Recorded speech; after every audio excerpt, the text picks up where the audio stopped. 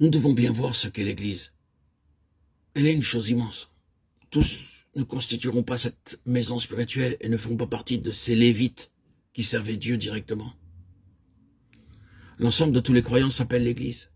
Mais il y a l'Église dans les faits et l'Église dans l'expérience.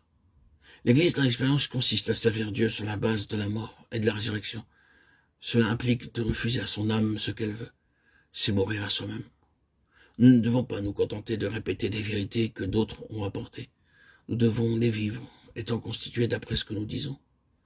Les vainqueurs auront part à la première résurrection parce que l'enlèvement aura lieu selon Apocalypse chapitre 3 verset 10. Parce que tu as gardé la parole de la persévérance en moi, je te garderai aussi de l'heure de la tentation. C'est-à-dire de l'heure de l'épreuve, et non pas à l'heure de l'épreuve. L'épreuve correspond au déclenchement de la grande tribulation lors de l'enlèvement. Les vainqueurs ou les lévites d'aujourd'hui ne verront pas la grande tribulation. Ils verront l'Antichrist, mais ils seront enlevés avant la grande tribulation. Par leur présence sur la terre, ils représentent la puissance spirituelle qui s'oppose à Satan. Ils seront enlevés avant la grande tribulation. Après, Satan régnera. Celui qui combat et qui est intégré dans le plan divin sait qu'il s'agit d'une lutte.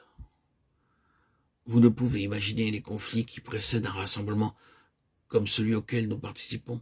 L'ennemi connaît la valeur des choses bien mieux que la plupart des croyants qui sont ignorants. Mais ces vainqueurs reviendront avec le Seigneur, après les noces de l'agneau qui auront lieu au ciel. Ils reviendront ensuite pour établir la dispensation du royaume et régner avec Christ.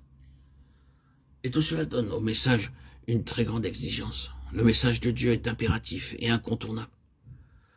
Il nous place devant des mots qui ont une signification claire et précise, dont on ne peut pas modifier le sens.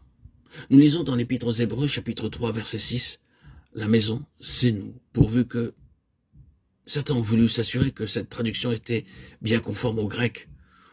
Nous devons nous attacher à ce que le Seigneur dit. Pour cela, il n'est pas nécessaire de connaître le grec ou l'hébreu. C'est une bonne chose pour ceux qui le pratiquent, mais cela ne nous empêchera pas d'être éclairés si nous ne connaissons pas ces langues. Celui qui a un cœur entier reçoit la lumière. Si l'on est entier, nous serons éclairés. Mais dans le cas contraire, nous resterons dans l'obscurité. C'est un message direct auquel on ne peut pas échapper si nous sommes honnêtes. Que voyons-nous dans la Sainte Cité au chapitre 21 de l'Apocalypse? Un ensemble de personnes qui, au cours des âges, ont suivi l'agneau jusqu'au bout. Il n'y a pas de croissance sans la souffrance et nous devons encore le répéter beaucoup en l'entendant font demi-tour.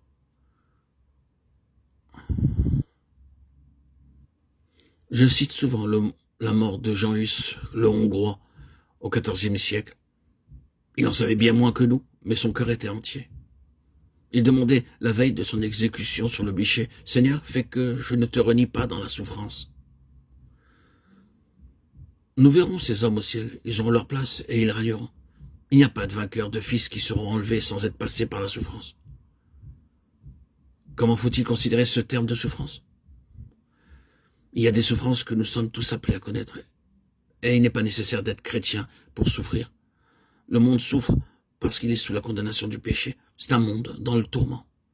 Ce ne sont pas ces épreuves auxquelles il est fait allusion dans la parole concernant ceux qui suivent le Seigneur.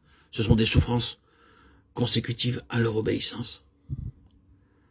C'est donc un message extrêmement combattu, et quand les croyants retournent dans leur assemblée en disant « Je suis allé entendre ce message », les bras se lèvent au ciel.